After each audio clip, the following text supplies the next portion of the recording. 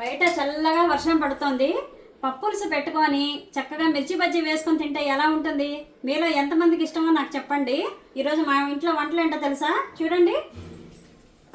First అయితే కొంచెం ముద్దపప్పు చేశాను మా వారి కోసం.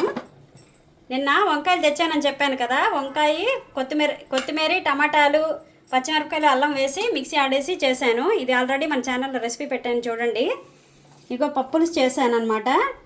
మన సబ్స్క్రైబర్లో ఒకరు భ్రమరామ్మ గారని ఆవిడ పప్పులుసుకి పొడికిను సాంబార్ పొడికి తేడా ఏంటంటే నన్ను అడిగారు. మన ఛానల్లో ఆల్రెడీ పెట్టాను, నేను ఫుల్ వీడియో పెట్టాను. పప్పులుసు చేసి దాని పొడి ఎలాగో కూడా విధానం పెట్టాను నేను, మన ఛానల్లోకి వెళ్ళి చూడండి. సాంబార్ పొడి కూడా నేను చేసి పెట్టాను. అలాగే బీరకాయ పల్లీలు వేసి పచ్చడి చేశాను.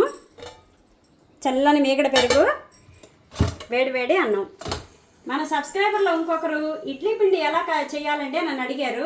ఇడ్లీ పిండి చేసి నేను తప్పకుండా చేసి చూపిస్తాను.